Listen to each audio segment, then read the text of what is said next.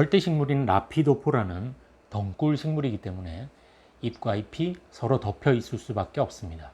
이렇게 되면 다른 잎 밑에 가려져 있는 잎은 직접 빛을 받지 못해 광합성이 일어나기 힘듭니다. 이 딜레마를 어떻게 극복했을까요?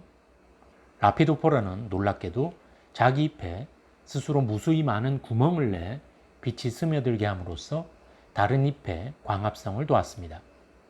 개체 전체를 위해 개별적인 잎이 희생하는 구조인 셈입니다. 식물은 말은 못하지만 우리에게 많은 것을 가르쳐 줍니다. 빵이 없으면 케이크 먹으면 되잖아요. 프랑스 민중이 굶주림으로 고통받고 있다는 얘기를 듣자 루이 16세의 왕비 마리 앙투아네트가 했다고 전해지는 말입니다.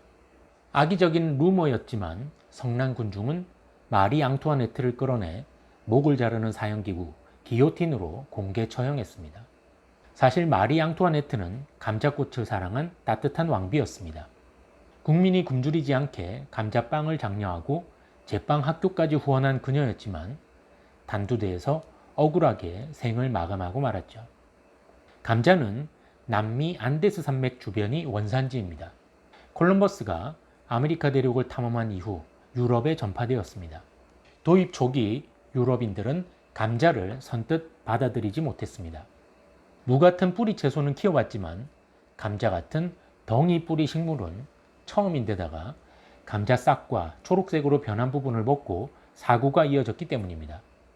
많은 가짓과 식물처럼 감자에도 400mg만 먹어도 치사량인 솔라닌이라는 독성분이 있어 주의가 필요한데 16세기 유럽 사람들은 정확히 알지 못했습니다. 감자는 성서에 나오지 않는 식물이기도 했습니다. 성서에는 하느님이 씨앗으로 번성하는 식물을 창조했다고 되어 있는데 감자는 덩이 줄기로 번식하는 식물이라 사악한 존재로 여겨 꺼렸던 것이죠. 심지어 감자는 암수의 조화로 자손을 남기지 않는 악마의 식물로 종교 재판에 넘겨져 마녀와 함께 화형을 당하기도 했습니다. 이처럼 감자는 유럽에 소개된 초기에는 고난을 겪었지만 오래지 않아 전성기를 누리게 됩니다. 프리드리히 2세의 끈질긴 노력으로 독일 식탁에서 빠지지 않는 대표적인 음식 재료가 되었고 겨울철 대지의 먹이로 활용해서 주로 곡물을 먹던 유럽인이 육식을 사계절 내내 마음껏 즐길 수 있게 되었습니다. 중세 유럽인들은 겨울이 오기 전 최소한의 가축만 남기고 나머지는 도축해 모두 고기로 만들었습니다. 초원 지역에 살던 그들에게는 추운 겨울에 가축을 먹일 먹이가 마땅치 않았습니다. 장기간 고기를 보관해야 했던 그들에게 작은 원정 이후 들어온 후추와 같은 향신료는 늘 맛있는 고기를 먹을 수 있게 해주는 마법의 약이었습니다.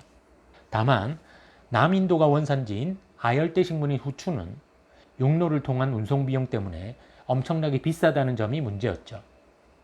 포르투갈과 스페인 상인들은 바닷길로 후추를 들여와 대박을 터뜨릴 꿈에 부풀었습니다.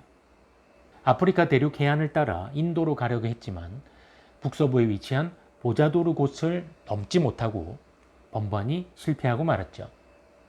난공불락으로 여겨지던 죽음의 곳을 넘은 사람은 포르투갈의 엔히크 왕자였습니다.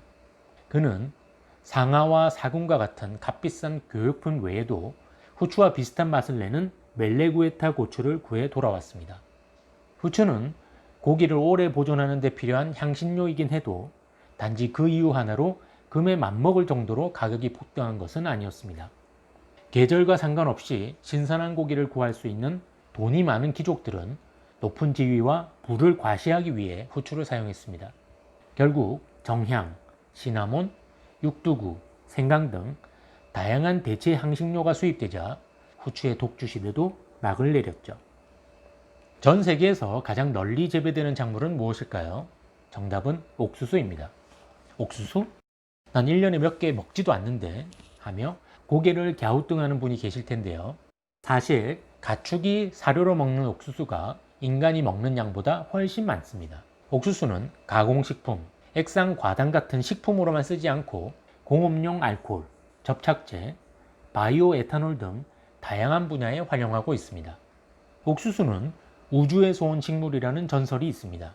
벼는 선조격인 야생벼가 있고 밀에는 원형으로 알려진 야생 염소풀이 있는데 옥수수는 아직 정확한 조상이 밝혀져 있지 않습니다. 옥수수는 씨앗을 껍질로 꽁꽁 싸매고 있어서 누군가가 억지로 껍질을 제거해 씨앗을 뿌리지 않으면 자손을 남기기 힘듭니다. 처음부터 누군가가 작물로 먹으려고 만들어낸 듯한 느낌을 주는 이유이죠. 마야 전설에는 신이 옥수수로 인간을 만들었다는 내용이 전해지기도 합니다. 옥수수는 치명적인 단점이 있는 식물이기도 합니다.